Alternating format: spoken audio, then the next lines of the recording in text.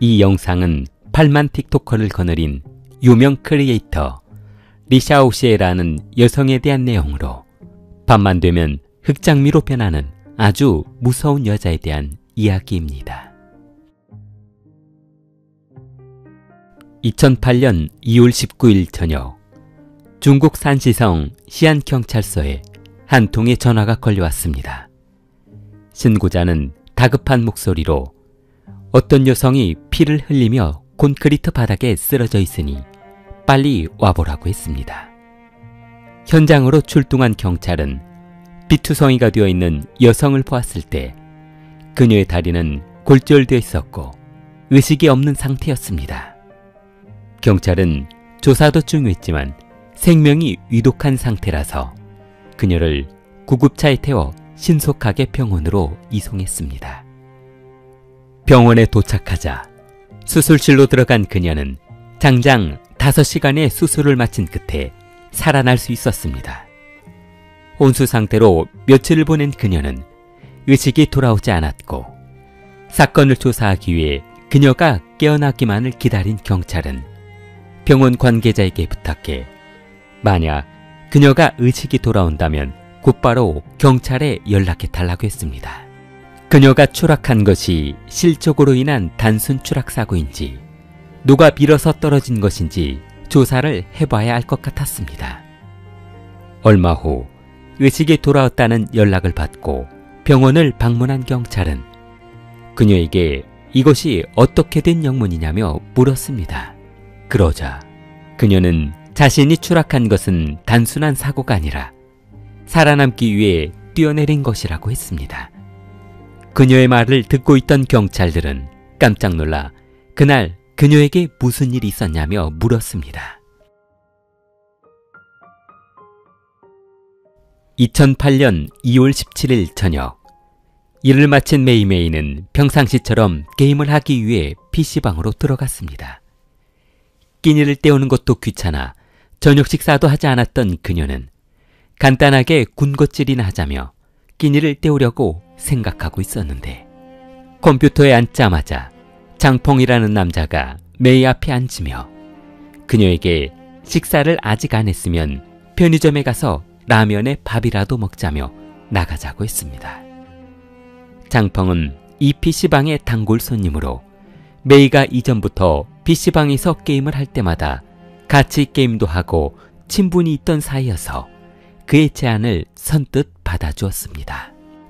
컴퓨터를 꺼놓지 못하고 밖으로 나간 메이는 시간이 아깝기는 했으나 간단하게 식사를 하고 돌아온다는 생각에 크게 걱정하지 않았습니다. 그런데 장펑의 뒤를 따라가던 메이는 자꾸만 골목으로 들어가는 그에게 어디로 가냐며 물었는데 그때 어두운 골목에서 6명에서 7명 정도의 건장한 남성들이 나타나 메이의 입을 막고 들어올려 강제로 승합차에 태워버렸습니다. 차가 멈춰서자 남성들은 메이의 눈을 가리고 계단으로 끌고 올라갔는데 무서웠던 그녀는 반항 한번 하지 못하고 공포에 떨어야만 했습니다. 메이는 서안 동관 외곽에 있는 조그만 아파트 단지로 납치가 되었는데 남성들은 메이를 끌고 온 후 아파트 소파에 집어던져 버렸습니다. 납치범들은 그녀를 감금한 후 너는 이제 우리와 함께 룸사롱 도우미로 일을 해야 하는데 동의를 하겠냐며 물었습니다. 그러자 아무 영문도 없이 끌려와 술집 도우미로 일하라는 그들의 말에 동의할 수 없었던 메이는 그렇게는 할 수 없다며 못하겠다고 했습니다. 메이의 말이 떨어지기가 무섭게 뒤에 서 있던 남성이 가죽 벨트로 메이의 머리를 내려쳤습니다. 남성이 벨트로 그녀를 때리자 마치 신호라도 준 것처럼 나머지 청년들이 달려들어 주먹으로 메이의 얼굴이며 가슴을 사정없이 두들겨 팼습니다. 그녀가 살려달라고 하자 뒤에서 구경만 하고 있던 한 남성이 바늘 같은 것을 가지고 와 메이의 등을 찔러댔습니다. 그녀는 고통스러워 소리를 지르고 싶었지만 남성이 손으로 입을 막고 있어 신음소리와 눈물만 흘릴 뿐이었습니다. 자신이 원하는 대로 일이 풀리지 않자 남성은 메이를 구석진 방으로 끌고 가 집어던져 버렸는데 방 안으로 들어간 메이는 깜짝 놀랐습니다. 방 안에는 자신 또래로 보이는 여성이 5명 정도가 더 있었기 때문이었습니다. 좁은 방에서 5명이 잠자는 것도 힘들었지만 식사하는 것도 보통 문제는 아니었습니다. 그들은 메이와 납치해온 여성들에게 쉽게 식사를 주지 않았는데 식탁에 밥을 올려놓고 도우미로 뜨겠다는 계약서에 서명을 하면 식사를 주고 그렇지 않으면 그에 응당한 벌이 있을 것이라며 협박했습니다.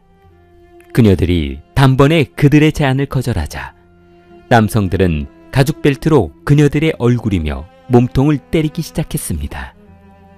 분이 풀리지 않았던 남성은 밥 먹던 젓가락을 부러뜨려 날카로운 부분으로 그녀들의 허벅지를 찔렀습니다. 그러자 이 모습을 보고 겁에 질린 메이는 그들이 요구한 도우미 계약서에 서명하겠다며 제발 때리지 말아달라고 부탁했습니다. 계약서에 서명하며 모든 것이 끝이라고 생각한 메이는 그들이 내민 또 한 장의 서류를 보고 깜짝 놀랐습니다. 그것은 바로 차용증이었습니다. 도우미로 번 돈을 모두 차용증에 적힌 돈을 갚는 것으로 지급한다는 내용이었습니다. 돈을 빌린 적도 없고 요구한 적도 없는데 그들은 일방적으로 차용증을 작성해 지장을 찍게 한 후 모든 돈을 갈취해 갈 목적이었던 것이었습니다. 그런데 차용증과 도우미 계약서에 서명을 마친 메이는 남성의 손에 잡혀 한쪽 방으로 끌려갔습니다. 메이는 그에게 저항할 힘도 무기도 없어 남성에게 반항할 수 없었습니다. 며칠 후 남성들이 집을 비운 사이 같이 감금되었던 여성이 이상한 말을 하기 시작했습니다. 저 남성들의 두목이 조직폭력배 남성이 아닌 자기들 또래밖에 안 되는 아주 어린 여성이라는 것이었습니다. 메이는 설마하며 믿지 않았으나 그녀의 말에 동의하는 사람은 한둘이 아니었습니다. 남성들이 모시는 두목은 단메이라 불리는 여성이었는데 이곳에서 일어나는 모든 일들은 단메이가 계획하고 그들은 실행하는 단계일 뿐이며 단메이의 지시에 따라 모든 것이 이루어진다고 했습니다. 얼마 후 감금녀들을 점검하기 위해 아지트를 방문한 단메이는 조직원들에게 만약 전현들이 탈출을 시도하거나 말을 듣지 않으면 다리를 부러뜨리고 고문해 말을 듣게 하라고 했습니다.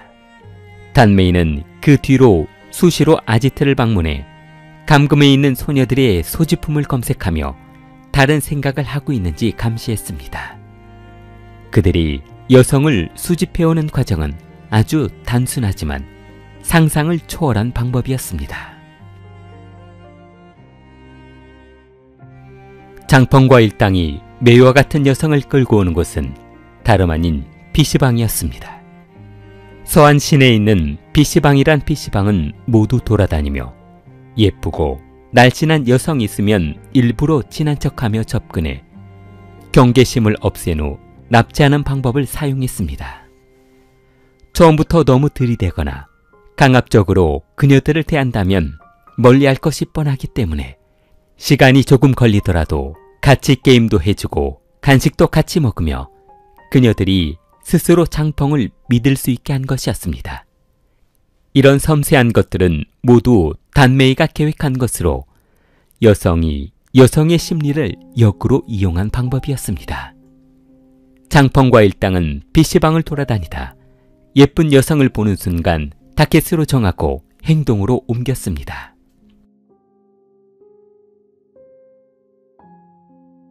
메이가 끌려온 지 2주가 넘어가던 어느 날 장펑의 전화벨이 울렸습니다.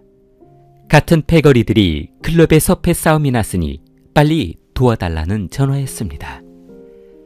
전화통화가 끝나자마자 집안에 있던 남성들은 모두 연장을 챙겨 나갔고 안에는 납치된 여성들만 남아있게 되었습니다. 집안에 아무도 없는 것을 확인한 메이는 이번이 탈출할 수 있는 마지막 기회일지 모른다는 생각에 탈출을 시도해보기로 했습니다. 그러나 그들의 아지트는 아파트 6층에 위치해 있었고 뛰어내리기도 그렇다고 잠겨있는 문을 열고 나가기도 힘든 상황이었습니다. 그녀는 나갈 수 있는 방법이 무엇이 있나 찾아봤습니다. 한참을 찾던 그녀의 눈에 들어온 물건이 있었는데 그것은 바로 가느다란 텔레비전 케이블선이었습니다. 메이는 그것을 보자마자 수도관 파이프에 묶고 허리에 감은 뒤 창문으로 뛰어내렸습니다. 잠시 허공에 매달린 그녀는 충격으로 의식을 잃고 말았는데 무게를 이기지 못한 케이블선이 터지면서 콘크리트 바닥으로 떨어지고 말았습니다. 큰 소리가 울려 퍼지자 아파트 거주민들은 밖으로 나와 봤고 피를 흘리며 바닥에 쓰러져 있는 젊은 아가씨를 보자 곧바로 경찰에 신고했습니다. 잠시 후 구급차가 도착해 그녀를 싣고 갔고 경찰은 사건을 조사하려 했으나 그녀가 의식이 없어 물어볼 수 없었습니다. 잠시 후 납치범들이 돌아왔을 때 어수선한 아지트의 분위기를 감지하고 도망친 그들은 경찰이 추적하기 전에 잠적해버렸습니다. 그녀가 의식을 되찾고 난 후에서야 수사를 시작할 수 있었던 경찰은 메이가 알려준 단메이라는 보스 여성과 장펑에 대해 수사를 착수했습니다. 경찰은 단메이의 틱톡을 조사하던 중 수백 장의 사진을 발견했는데 그녀는 아주 애띤 얼굴을 한 평범한 여학생처럼 보이는 여성이었습니다. 사진 속의 그녀는 아주 키도 크고 날씬한 몸매에 얼굴도 예쁜 스타일이었는데 한 가지 흥미로운 사진은 무슨 사찰 같은 곳인데 그녀가 한가운데 서 있고 10여 명의 남성이 좌우 한 줄로 서 있는 모습이 찍힌 사진이었습니다. 자부심에 가득 찬 모습이었고 마치 보스가 부하들을 거느리고 있는 듯한 모습이었습니다. 경찰은 그녀가 자주 출몰한다는 지역의 정보를 알아내 그 일대에 PC방에 수배 전단을 건네주며 협조를 부탁했습니다. 일부 잠복조는 메이가 탈출했던 아지트 근처에 숨어 있고 나머지 잠복조는 자주 출몰한다는 지역에 숨어 있었는데 아지트에 잠복해 있던 경찰은 그들이 한 달이 지나도 모습을 드러내지 않자 아지트를 다른 곳으로 이동했을 것으로 생각하고 다른 지역으로 잠복하기 위해 아지트를 포기하려던 순간 집주인으로부터 연락이 왔습니다. 아랫집에서 항의 전화가 왔는데 위층에서 물이 새고 있다는 것이었습니다. 세입자에게 누수 수리 문제 때문에 현관문을 열어달라는 전화를 할 테니 그들이 도착하면 검거하라는 전화를 줬습니다. 집주인의 전화를 받은 납치범들은 이틀 뒤 도착한다고 했는데 만약 집주인의 말이 사실이라면 그들이 집으로 들어가는 순간 가둬두고 검거하면 될 것으로 생각했습니다. 3월 26일 새벽 아파트 진입도로에 장펑과 일당이 아지트를 향해 들어가는 모습이 발견됐습니다. 10분 후 경찰은 지원대를 요청했고 11명의 경찰이 도착하자 곧바로 아지트를 급습했습니다. 집안에는 2명의 남성이 속옷만 입은 채 잠을 자고 있었는데 경찰이 들이닥칠 것을 전혀 상상하지 못한 표정이었습니다. 그들은 모든 것이 끝이라는 생각이 들었는지 검거되는 동안 반항하지 않았습니다. 경찰이 이름이 무엇이냐고 묻자 자신의 이름은 장펑이라며 올해 20살이라고 했습니다. 경찰은 장펑의 신원조회를 해본 결과 징역 3년형을 선고받고 보호관찰 중인 남성이라는 사실을 알아내고 보스가 어디에 숨어 있는지 물어봤습니다. 그러자 장펑은 무슨 말을 하는지 모르겠고 전혀 모르는 일이라며 진술을 거부했습니다. 공범의 이름을 호명하며 물었으나 그들의 행적 또한 알 수 없다며 선을 그었습니다. 경찰이 계속해서 추궁했으나 모른다는 말만 반복하던 그는 2시간 뒤 마음이 바뀌어 결심한 듯 진술을 시작했는데 단메이란 여자가 두목이며 자신은 그저 그녀가 시키는 일만 하는 심부름꾼에 불과하다는 것이었습니다. 경찰이 그녀의 본명이 무엇이냐고 묻자 장펑은 단메이의 본명은 리샤오시오라고 했습니다. 사람들은 그녀를 그냥 단메이라고 부르지 본명은 부르지 않는다고 했습니다. 경찰은 장펑이 알려준 또 다른 아지트를 급습해 같은 조직원인 셰펑을 검거했는데 셰펑도 단메이의 행방은 알지 못한다고 했습니다. 경찰은 셰펑에게도 단메이에 대한 별다른 정보를 캐낼 것이 없어 구치소로 이송하려는 순간 잠시 알려줄 것이 있다며 진술을 시작했습니다. 단메이는 레인지로버 시리즈를 타고 북경과 시안을 오고 다니는데 차 번호가 C86663번이라는 것을 알려주었습니다. 경찰은 중요한 정보를 캐내자 곧바로 검문소에 연락해 통보해준 차 번호판을 가진 차량이 통과하면 검거하라고 했습니다. 그러나 한 달이 지나도 두 달이 지나도 북경에서 시안을 오가는 그녀의 차는 발견되지 않았고 어느 곳에서도 단메이의 모습을 보았다는 사람은 나타나지 않았습니다. 수사는 진전없이 멈춰서고 말았는데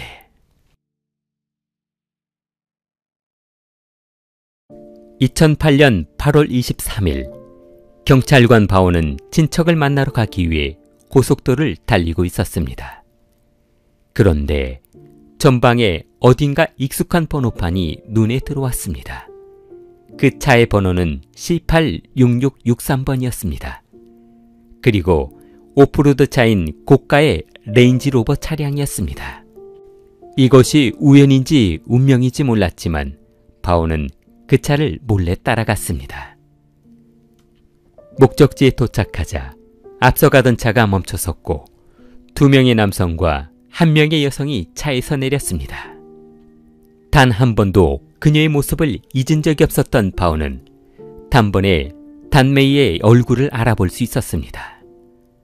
혼자 사건을 처리하기에는 겁이 났던 바오는 곧바로 경찰서에 전화해 지원을 요청했고 마침내 그녀를 검거하는 데 성공했습니다.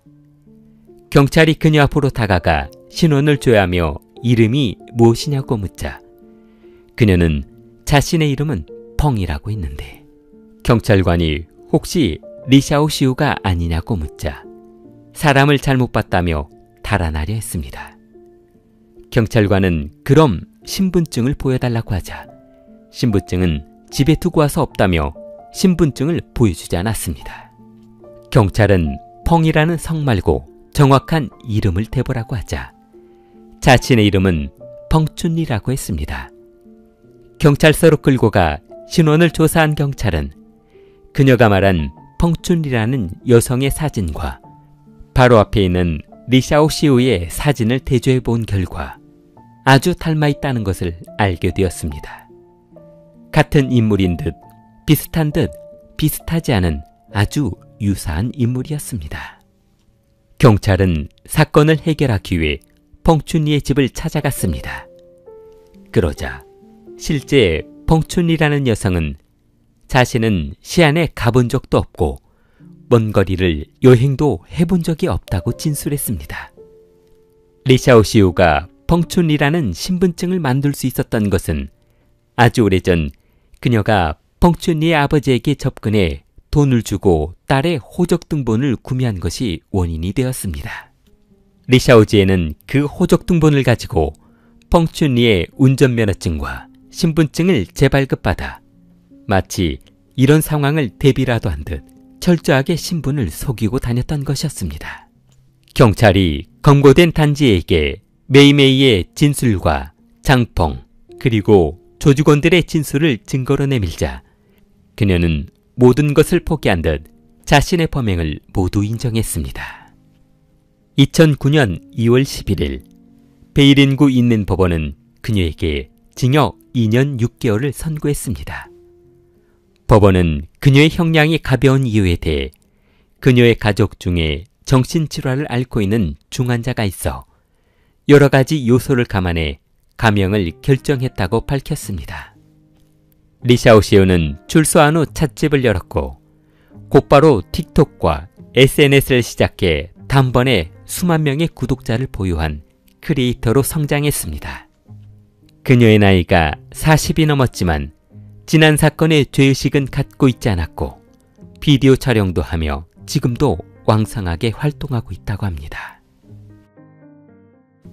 킬리를 사랑하는 마음을 좋아요와 구독으로 표현해보세요. 킬리였습니다.